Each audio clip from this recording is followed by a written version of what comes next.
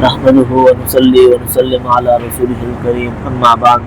فأعوذ بالله السميع العليم من الشيطان الرجيم بسم الله الرحمن الرحيم وَلَكُمْ نِصْفُ مَا تَرَكَ أَزْوَاجُكُمْ إِن لَّمْ يَكُن لَّهُنَّ وَلَدٌ۔ اب یہاں پر میاں بیوی کی بات چل رہی ہے، پیچھے ماں باپ کی اور بچوں کی بات چل رہی تھی، اب یہاں پر میاں بیوی کی بات آ رہی ہے۔ وَلَكُمْ نِصْفُ مَا تَرَكَ أَزْوَاجُكُمْ إِن لَّمْ يَكُن لَّهُنَّ وَلَدٌ، اور تمہارے لیے تمہاری بیوی کے ترکے میں سے آدھا حصہ ہے، یعنی مرد کو کہا گیا ہے اگر تمہاری بیوی فوت ہو جاتی ہے تمہاری بیوی کے ترکے میں سے تمہارے لیے آدھا حصہ ہے۔ إِن لَّمْ يَكُن لَّهُنَّ وَلَدٌ، بشرطے کہ تمہاری کوئی اولاد زندہ نہ ہو، شرط یہ لگائی گئی کہ اولاد زندہ نہ رہی ہو، یعنی اولاد فوت ہوگی تو پھر یہ جو آرڈر چل رہے ہیں اس کی بات میں بھی انٹرپریٹ ہو تو نہیں ہوا کہ منسوخ ہو؟ نہیں یہ حکم نہیں، یہ ہے وَلَكُمْ نِصْفُ مَا تَرَكَ، یعنی تمہارے لیے نصف آدھا حصہ ہے مَا تَرَكَ أَزْوَاجُكُمْ تمہاری بیوی کے ترکے میں سے، إِن لَّمْ يَكُن لَّهُنَّ وَلَدٌ بشرطے کہ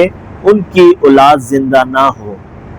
إِن كَانَ لَهُنَّ وَلَدٌ فَلَكُمُ الرُّبُعُ مِمَّا تَرَكْنَ مِن بَعْدِ وَصِيَّةٍ يُوصِينَ بِهَا أَوْ دَيْنٍ، کہہ رہے ہیں اگر ان کی اولاد زندہ ہو یا ان کی کوئی اولاد ہو فَلَكُمُ الرُّبُعُ تو پھر تمہارے لیے چوتھا حصہ ہے، یعنی مرد کے لیے چوتھا حصہ ہے خاوند کے لیے، مِمَّا تَرَكْنَ مِن بَعْدِ وَصِيَّةٍ يُوصِينَ بِهَا، جو میراث تقسیم کرنے سے پہلے یعنی وصیت پر عمل کرنے کے بعد جو وصیت کی گئی ہے یا قرض کی ادائیگی کے بعد جو ترکہ ہے اس میں سے چوتھا حصہ خاوند کو دیا جائے گا اگر اولاد ہو۔ وَلَهُنَّ الرُّبُعُ مِمَّا تَرَكْتُمْ إِن لَّمْ يَكُن لَّكُمْ وَلَدٌ، اور کہہ رہے ہیں اور جو تمہارا ترکہ ہے یعنی جو مرد کا ترکہ ہے خاوند کا، تو اس میں سے بیوی کو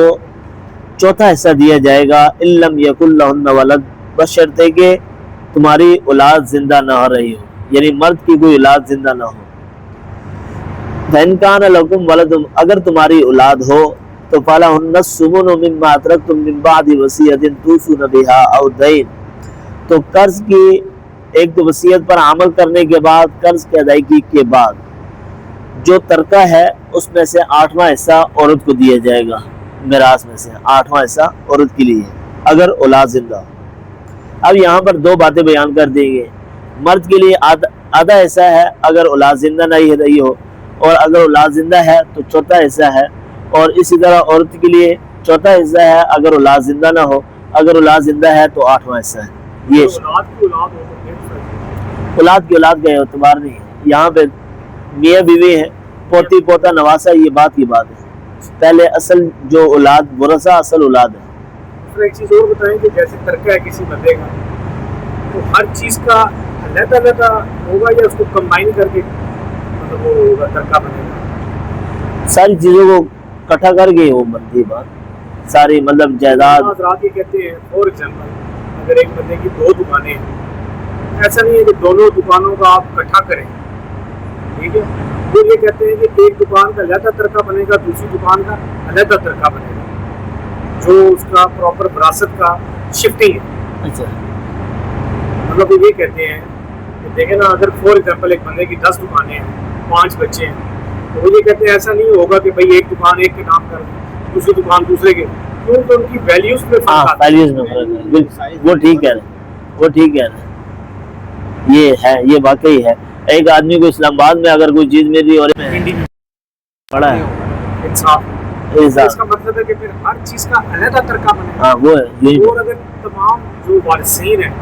وہ کہتے ہیں کہ ہمیں یہ چیزیں منظور ہیں، اس صورت میں کیا ہوگا؟ لیکن بنا لیا جائے یہ زیادہ بیسٹ ہے،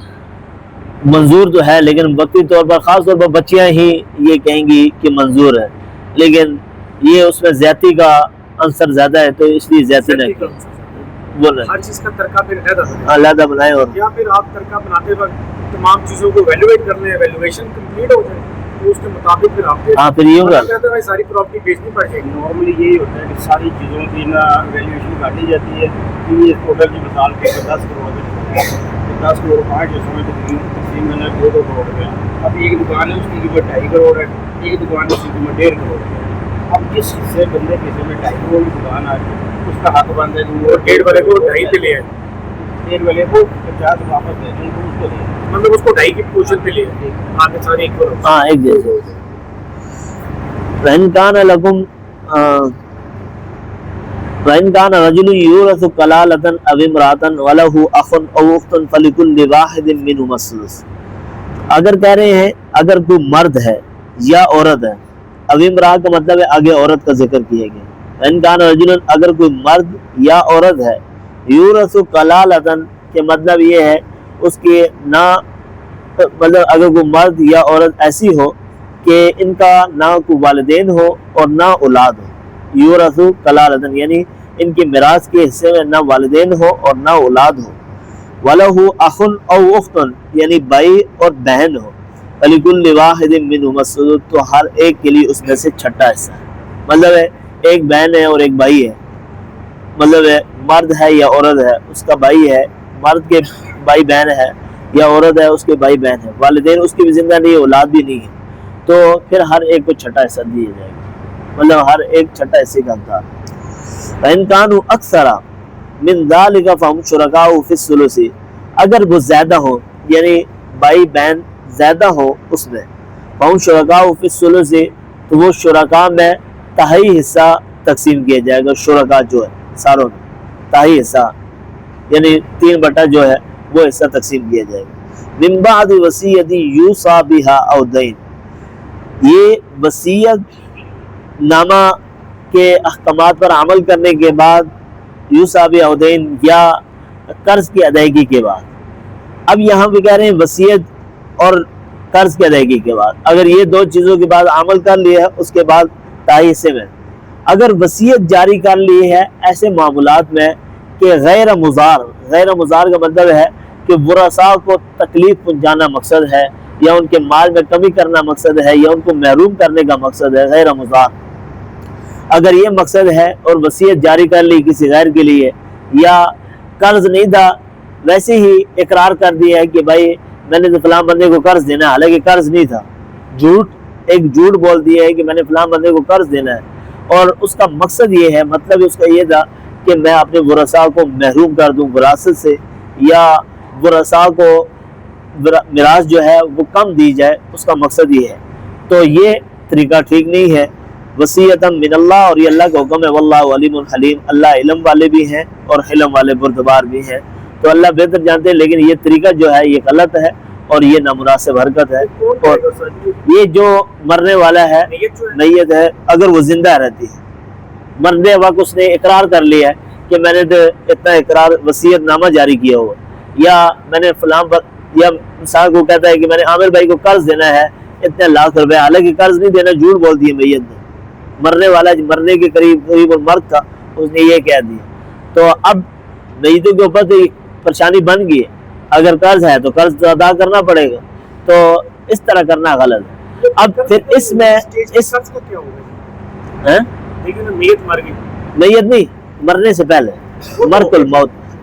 اور دوسرا اس میں یہ بھی بتایا گیا ہے وصیت نامہ جو ہے وہ ورثاء کے لیے جو شریعت نے قاعدہ مقرر کیا ہے کہ ورثاء کے اوپر میت کا وصیت کا حق نامہ جاری نہیں ہو سکتا ہے، ہاں غیر ورثاء ہے جو میراث کے حصے میں نہیں آ رہا ہے اس کے اوپر وصیت نامہ جاری کیا جا سکتا ہے، لیکن وہ بھی تہائی مال میں، تہائی سے اگر کم ہے تو اس کے اوپر جاری نہیں ہو سکتا ہے، تہائی مال میں وصیت نامہ جاری کیا جائے گا، وہ بھی غیر وارث کے اوپر، اور فوراً ہوگا سارا کچھ، اگر جاری کیا تو پھر تو فوراً ہوگا۔ قرض کی کون نشاندہی کرے گا؟ قرض کی تو میت خود کرے گا نا، میت مر گیا، ایک جو ہوتا ہے مر گیا، ایکسیڈنٹ میں مر گیا، ایک جگہ مر گیا ہے تو پھر تو بات ہی ختم، پھر تو بات ہی نہیں۔ وہ قرض لینے والے نا وہ آخر ایک بندہ کہہ رہے تھے اس بندے نے میرا اتنا قرض دینا ہے نا، اللہ رب العزت سے اللہ سبحانہ و تعالیٰ